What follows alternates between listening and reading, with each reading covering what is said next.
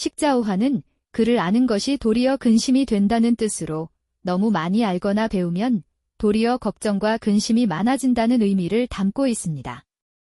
지식이 많으면 그만큼 신경 쓸 일이 많아지고 때로는 모르는 것이 오히려 마음이 편할 수도 있다는 교훈을 주는 사자성어입니다.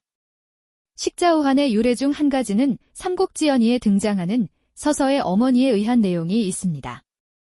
그 내용을 통해 식자오한의 뜻을 자세히 알아보겠습니다. 촉한의 초창기, 유비는 조조와 맞서며 명성을 떨치고 있었습니다. 그의 진영에는 제갈량을 추천했던 뛰어난 군사서서가 있어 조조의 군대를 여러 차례 좌절시키며 큰 위협이 되었습니다. 조조는 군영에서 서서를 자신의 편으로 끌어들일 방안을 고민했습니다.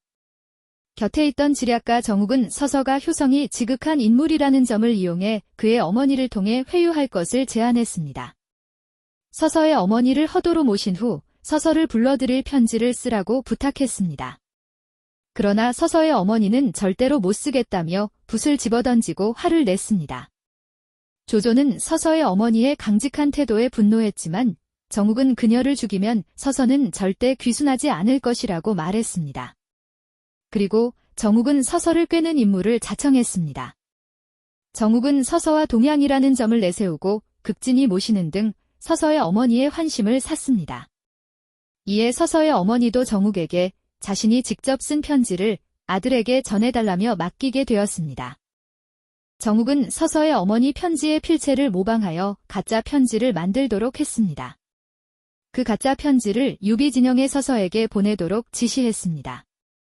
서서가 그 편지를 받고 어머니를 걱정하여 유비의 만류에도 불구하고 조조에게 가게 됩니다.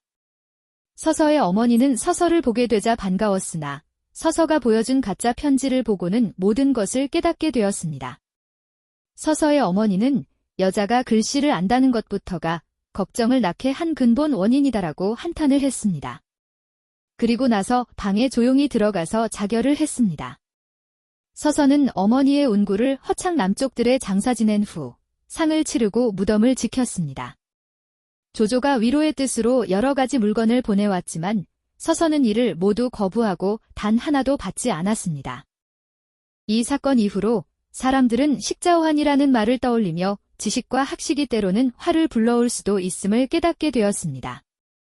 지나친 지식이 근심이 되는 경우도 있으니 아는 것이 항상 행복을 가져오는 것은 아니라는 점을 되새겨야 합니다.